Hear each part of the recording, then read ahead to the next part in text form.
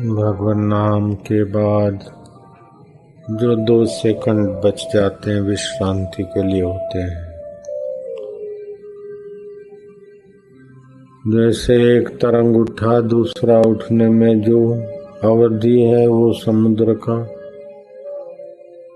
स्थिति है, ऐसे ही अपने चित्त में संकल्प विकल्प विकल्प संकल्प चलते रहते हैं, नहीं तो फिर निद्रा में चित्त लीन हो जाता है।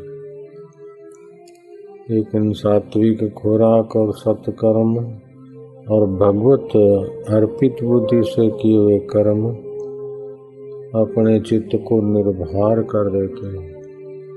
फिर भगवत नाम उच्चारण करके एक मंत्र उच्चारण किया और फिर दूसरा करने में थोड़ा सा अंतर रखना चाहिए। वह अंतर विश्रांति के लिए होता है।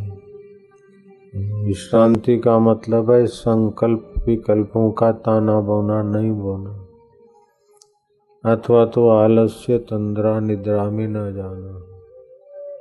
इस विश्रांति के प्रसाद से सारे दुखों का अंत हो जाता है, सारी वासनाओं का, कर्म बंधन में फंसाने वाले हल्की वृत्तियों का अंत होने में बड़ी मदद मिलती है।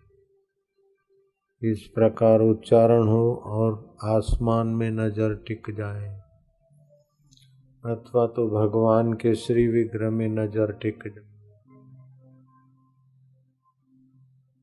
अथवा तो भगवत प्रेम में चित्त टिक जाए, इससे विश्रांति मिलती है। चित्त की विश्रांति प्रसाद की जननी है और उस प्रसाद से सारे दुखों का अंत हो जाता है। दुखी चित्त ही बाहर से सुख अंदर भरने की कोशिश करता है। कितना भी कुछ पा लें, भोग लें, घूम लें, फिर भी ललक झलक तो यही रहती कि सुख ही अधिक सुख।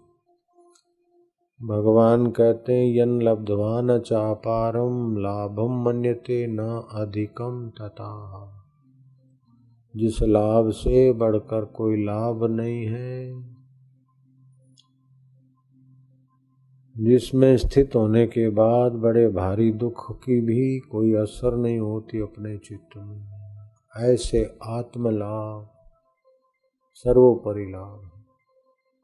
तो एक श्वास हम लेते हैं वो ठंडा होता है जब पान अपान की गति का संघर्ष होता है, और जब वो श्वास छोड़ते हैं तो गर्म होता है। अनुभव करके देख सकते हैं, श्वास लिए ठंडा और छोड़ेंगे तो थोड़ा गर्म। तो श्वास लिया उस समय और श्वास छोड़ा उसके बीच की जो अवस्था है वो आत्मा परमात्मा श्री कृष्ण के मौजूदगी की अवस्था है। ये गलती मत करना कि श्री कृष्ण केवल अर्जुन के रथ पर ही बैठे हैं। सभी के हृदय में इस भगवान व्याप्त है। ईश्वरो सर्वभूतानां हृदय से अर्जुन तिष्ठति। तो कृष्ण है, अर्थात सबको कर्षित आकर्षित और आनंदित करने के सामर्थ्य से संपन्न वे भगवान है। उस भगवान की सत्ता में विश्रांति पाया हुआ चित्त दोषों से मुक्त होने लगता है, पापों के संस्कारों से मुक्त होने लगता है, उसका जीवन सफल हो जाता है।